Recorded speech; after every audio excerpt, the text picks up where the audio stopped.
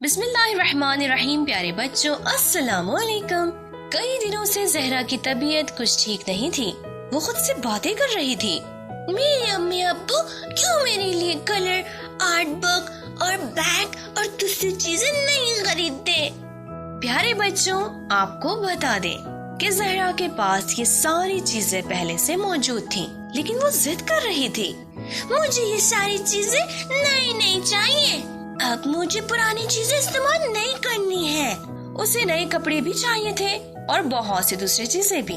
زہرا کے بابا کو جب یہ پتا چلا تو انہوں نے زہرا کو ایک جگہ لے جانے کا فیصلہ کیا.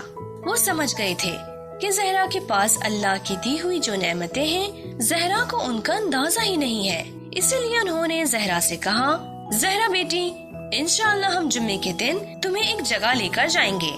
زہرا بے صبری سے جمعے کے دن کے آنے کا انتظار کرنے لگی. جمعے کا دن آیا تو زہرا کے بابا نے کہا، زہرا بیٹی تیار ہو جاؤ، باہر چلنا ہے. یہ سن کر زہرا جلدی سے تیار ہو گئی.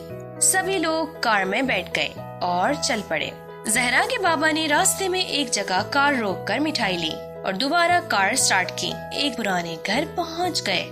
زہرا نے جب گھر کو غور سے دیکھا تو وہ سمجھ گئی کہ یہ پرانا گھر ہے. زہرا کے بابا نے گھر کی گھنٹی بجائی تو گھر سے ایک بچے نے دروازہ کھولا اور سبھی گھر کے اندر چلے گئے. جب گھر کے اندر پہنچے تو دیکھا گھر کی حالت بہت خراب تھی. گھر میں پرانے قالین بچھے ہوئے تھے.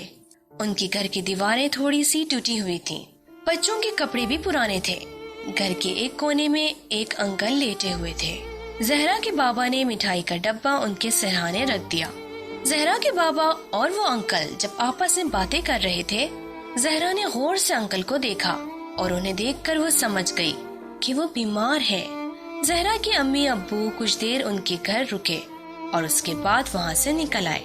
گھر لوٹتے وقت زہرا کے بابا نے اس سے کہا، زہرا بیٹی تم جانتی ہو ان بچوں کے بابا بیمار ہیں، وہ کام نہیں کر سکتے، اس لیے وہ بہت غریب ہو گئے ہیں اور اب اپنے بچوں کے لیے کچھ بھی نہیں خرید سکتے، نہ ہی پینسل، کلر، کاپی، بک اور کپڑے. زہرا کی سمجھ میں آ گیا کہ اس سے کہاں غلطی ہوئی ہے. اب اس کے سمجھ میں آ گیا تھا کہ ہمیشہ خدا کا شکر ادا کرنا چاہیے.